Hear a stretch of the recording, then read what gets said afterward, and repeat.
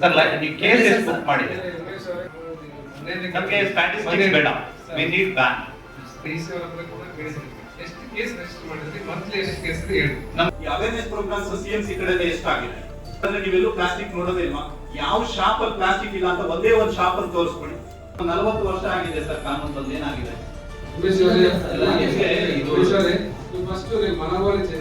ನಾನು ನಮ್ಮ ಪಿಡಬ್ಲ್ಯೂಡಿ ಏರಿಯಾದಲ್ಲೇ ನೋಡಿದ್ದೇನೆ. ಎಲ್ಲ ಮಕ್ಕಳನ್ನ ಆಚೆ ಕಡೆನೆ ಇದು ಮಾಡುವಂತದ್ದು.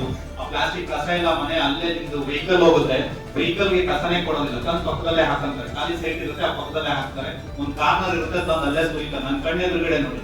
ನಮ್ಮ ಅಫಿಷಿಯಲ್ಸೇ ಮಾಡ್ತಾರೆ. ಕೋರ್ಟ್ ಅಫಿಷಿಯಲ್ಸ್ ಆಗಿದ್ರೆ ಇಷ್ಟೊತ್ತಾಗಲೇ ಸಸ್ಪೆಂಡೇ ಮಾಡ್ಬಿಡ್ತಿದ್ದೆ. ಬೇರೆ ಡಿಪಾರ್ಟ್ಮೆಂಟ್ ನ ಅಫಿಷಿಯಲ್ಸ್ ಪಕ್ಕದಲ್ಲಿ ಇರುವಂತ ಈ ರೀತಿ ನಮ್ಮನೆ ಪಕ್ಕದಲ್ಲೇ ಕಸ ಹಾಕುವಂತ ಇದೆಲ್ಲ ಕಾಮನ್ ಸೆನ್ಸ್ ಇರಲ್ವಾ? ನಮ್ಮ ಅಫಿಷಿಯಲ್ಸ್ ಇದೆಲ್ಲ ಗೊತ್ತಿರೋದಿಲ್ವಾ?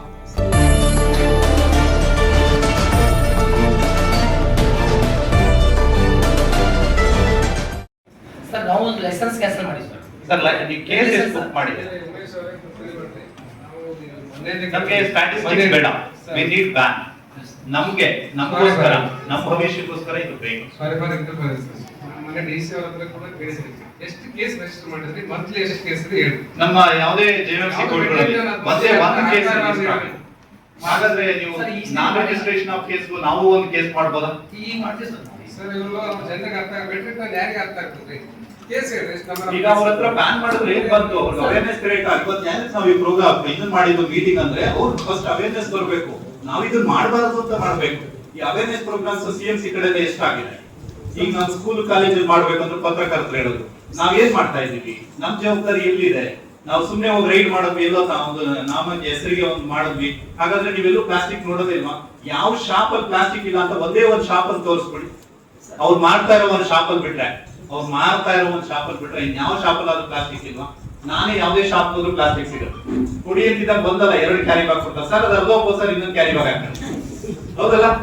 ತೆರಗಿದೆ ಸರ್, ಅರ್ಧ ತೂಕ ಜಾಸ್ತಿ ಇದೆ ಸರ್, 2 kg ಆಯ್ತು, 3 kg ಆಯ್ತು. ಯಾಕೆ ಮತ್ತೆಲ್ಲ ಸರ್ ಪ್ಲಾಸ್ಟಿಕ್ ಬ್ಯಾಗ್? 40 ವರ್ಷ ಆಗಿದೆ ಸರ್ ಕಾನೂನು ಬಂದು ಏನಾಗಿದೆ? ಅದಕ್ಕಾಗಿ ಸರ್ ನಾವು ಲೈಂಗಿಕ ಜವಾಬ್ದಾರಿ ಮಾಡ್ತೀವಿ ಸರ್. ನಾವು ಯಾವುದೇ ಕಾರಣಕ್ಕೂ ಎಲ್ಲಿ ನಾವು ಇದು ಮಾಡಿದ್ವಿ ಪ್ರತಿಯೊಂದು ದಿನ ನಾವು ಮೀಟಿಂಗ್ ಮಾಡ್ಕೊಂಡು ನಮ್ದು ವಾಟ್ಸ್ಆಪ್ ಗ್ರೂಪ್ ಚೆಕ್ ಮಾಡ್ಕೊಂಡು ನಾವು ಡೈಲಿ ಗೆಸ್ಟ್ ಮಾಡಿದ್ವಿ ಸರ್. ಫಸ್ಟ್ ಮನೋಭಾವನೆ ಚೇಂಜ್ ಮಾಡ್ತೀವಿ. ಅದು ಬ್ಲೇಮ್ ಅಂತ ಅಲ್ಲ, ನೀವು ಹಂಗೆ ಮಾಡಿದ್ರೆ ಯಾಕೆ ಬರುತ್ತೆ ರಾಶಿ ರಾಶಿ ನಿಮ್ಮ ಮನೋಭಾವನೆ ಆಯ್ತು ಆಗಿದೆ. ನೀವು ವಾಪಸ್ ಆಶ್ರಯ ಕೂಡ ಆಗೋದಿಲ್ಲ, ಅದನ್ನ ಆಗಿದೆಯಲ್ಲ ಇನ್ನು ಮುಂದೆ ಎಫೆಕ್ಟಿವ್ ಆಗಿ ಮಾಡಿ. ಅದು ಬರ್ತಾ ಇಲ್ಲ ನಿಮ್ಮ ತಲೆಯಲ್ಲಿ ಮಾಡೋಣ ಮಾಡ್ತೀವಿ ಸರ್, ಖಂಡಿತ ಮಾಡಿ. ಈ ಪ್ರೋಗ್ರಾಮ್ ಸಾಹೇಬರು ತಾವು ಮನೇಲಿ ಹೇಳಿದ್ರಿ ಸರ್, ತಾವು ಈ ಇನ್ವೈಟ್ ಮಾಡ್ತೀರಿ. ಸೊ ನಗರಸಭೆ ವತಿಯಿಂದ ತಪ್ಪಲೆ ಕೊಟ್ಟು ಧನ್ಯವಾದ ಸರ್. ನಾನು ಒಬ್ಬನೇ ಬಂದಿಲ್ಲ, ನಮ್ಮ ಎಲ್ಡಬ್ಲ್ಯೂ ಎಲ್ಲ ಎಸ್ಐಗಳಿಗೆ ಕರ್ಕೊಂಡು ಸರ್ ನಾನು.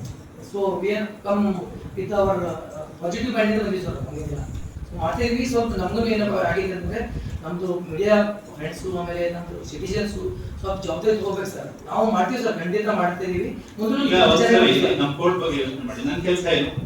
ಕೋರ್ಟ್ ಅಲ್ಲಿ ಕೂತ್ಕೊಳ್ಳೋದು, ಕೆಲಸ ಮಾಡೋದು. ನಾನೇ ಯಾಕೆ ಇಲ್ಲಿ ಬಂದು ನಿಮ್ಮ ಹತ್ರ ಕೂತ್ಕೋಬೇಕಿತ್ತು? ನಮ್ದು ಲೀಗಲ್ ಸರ್ವಿಸಸ್ ಅಥಾರಿಟಿ ಅಂತ ಇದೆ, ಜಿಲ್ಲಾ ಕಾನೂನು ಸೇವಾ ಪ್ರಾಧಿಕಾರ ಅಂತ ಇದೆ. ಅದ್ರ ಕೆಳಗಡೆ ಪ್ರತಿಯೊಂದು ಜನಸೇವೆ ಮಾಡಬೇಕಾಗಿ ನಮ್ಮ ಕರ್ತವ್ಯ. ಕಾನೂನುಗಳನ್ನ ಜಾರಿಗೊಳಿಸಬೇಕಾಗಿರೋದು, ಸಾರ್ವಜನಿಕ ಆರೋಗ್ಯ ಸ್ವಾಸ್ಥ್ಯವನ್ನು ನೋಡಬೇಕಾಗಿರೋದು ನಮ್ಮ ಜವಾಬ್ದಾರಿ.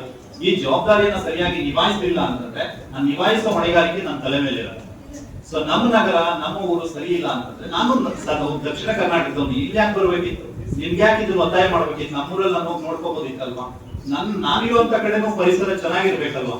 ನೀವು ಆರೋಗ್ಯವಾಗಿರುವಂತದ್ದು ನಾನು ನೋಡ್ಬೇಕು ಅನ್ನೋ ಆಸೆ ಇರುತ್ತಲ್ವಾ? ಸೊ ಅದಕ್ಕೆ ನಮ್ಮ ಪ್ರತಿಯೊಬ್ಬರು ಅಧಿಕಾರಿಗಳ ಜವಾಬ್ದಾರಿ ಇದೆ. ನಾವೆಲ್ಲ ಜವಾಬ್ದಾರಿಯುತ ಸ್ಥಾನದಲ್ಲಿ ಇದೀವಿ. ಎಲ್ಲರೂ ಸಂಘ ಸಂಸ್ಥೆಗಳಿದ್ದೀರಿ, ಸಂಘಗಳ ಮುಖ್ಯಸ್ಥರುಗಳಿದ್ದೀರಿ, ಎಲ್ಲರೂ ಅಧಿಕಾರಿಗಳಿದ್ದೀವಿ. ಸೊ ನಾವೆಲ್ಲರೂ ಸೇರ್ಕೊಂಡು ನಮ್ ಕೆಳಗಡೆ ಇರುವಂತವನ್ನ ಸರಿ ಮಾಡ್ಬೇಕು. ಸೊ ಈ ಜವಾಬ್ದಾರಿಯಿಂದ ನನ್ನಿಂದ ಎಷ್ಟಾಗುತ್ತೋ ನಾನು ನಿಭಾಯಿಸಿದ್ದೀನಿ. ನೋಡಿ, ನಮ್ಮ ನ್ಯಾಯಾಂಗದಲ್ಲಿ ಬರುವಂತದನ್ನ ನಾನು ನಿಭಾಯಿಸಿದ್ದೀನಿ. ನಿಮ್ಮ ಕೆಳಗಡೆ ಬರುವಂತದನ್ನ ನೀವು ನಿಭಾಯಿಸುವಂತ ಪ್ರತಿಯೊಂದು ವೈಯಕ್ತಿಕ ಜವಾಬ್ದಾರಿಗಳು ಇದೆ. ಸಾಮೂಹಿಕ ಹೊಣೆಗಾರಿಕೆ ನಮ್ಮಲ್ಲಿದೆ. ಇದು ಸಮಾಜ, ನಾವೆಲ್ಲರೂ ಸೇರಿದ್ರಷ್ಟೇ ಸಮಾಜ. ನಾನೊಬ್ಬನಿಂದ ಸಮಾಜ ಆಗಲ್ಲ, ನಿಮ್ಮೊಬ್ಬರಿಂದ ಸಮಾಜ ಆಗಲ್ಲ. ಕರ್ತವ್ಯ ಅನ್ನೋದು ಕೇವಲ ಸಿಎಂಸಿ ಮಾತ್ರ ಅಲ್ಲ. ನಾವು ತೆರಿಗೆ ಕಟ್ತೀವಿ ಅಥವಾ ತೆರಿಗೆ ಕಟ್ಟಲಿಲ್ಲ ಸುಮ್ಮನೆ ಆಗೋಯ್ತು ಮುಗೀತು ಅಲ್ಲ.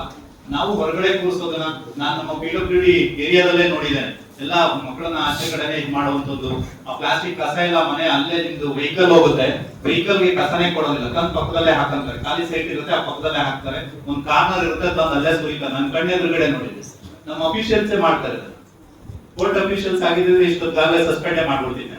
ಬೇರೆ ಡಿಪಾರ್ಟ್ಮೆಂಟ್ ನ ಅಫಿಷಿಯಲ್ಸ್ ಪಕ್ಕದಲ್ಲಿ ಇರುವಂತರು ಈ ರೀತಿ ನಮ್ಮನೆ ಪಕ್ಕದಲ್ಲೇ ಕಸ ಹಾಕುವಂಥದ್ದು ಇದೆಲ್ಲ ಕಾಮನ್ ಸೆನ್ಸ್ ಇರಲ್ವಾ? ನಮ್ಮ ಅಫಿಷಿಯಲ್ಸ್ ಇದೆಲ್ಲ ಗೊತ್ತಿರೋದಿಲ್ವಾ? ಇದೆಲ್ಲ ನಮ್ ಜವಾಬ್ದಾರಿ ಅಲ್ವಾ? ಹಾಗಾದ್ರೆ CMC ಅಲ್ಲಿ ಕಸ ತುಂಬಿದ್ದಾರೆ ಎತ್ಕೊಂಡೋಗಿ ಯಾರು ಹಾಕಿದ್ರು ಅದನ್ನ ನಾವೇ ಹಾಕ್ತಿರೋದು. ಆ CMC ರತಿಲ್ಲ ಚರಂಡಿ ಎಲ್ಲ ಕಟ್ಕೊಂಡು ಹೋಗಿದೆ, ಎಲ್ಲೂ ಚರಂಡಿ ನೀರು ಹರಿಯೋದು ನೋಡಿದೀರಾ? ಎಲ್ಲೂ ಚರಂಡಿಗಳಲ್ಲಿ ನೀರೇ ಹರಿಯೋದಿಲ್ಲ, ಎಲ್ಲ ಪ್ಲಾಸ್ಟಿಕ್, ಎಲ್ಲ ಬಂದ್ ಎಲ್ಲರೂ ಪ್ಲಾಸ್ಟಿಕ್ ತುಂಬಿರೋದು. ಸೊ ಎಲ್ಲ ಓಪನ್ ಡೆಫಿಕೇಶನ್, ಎಲ್ಲಿ ನೋಡಿದ್ರು ಓಪನ್, ಯಾವ್ದು ಡ್ರೈನೇಜ್ ಆಗೋದಿಲ್ಲ, ವರ್ಕಿಂಗ್ ಇಲ್ಲ. ಇದಕ್ಕೆ ಮೇಜರ್ ರೀಸನ್ ಇದೇ ಆಗಿರುತ್ತೆ.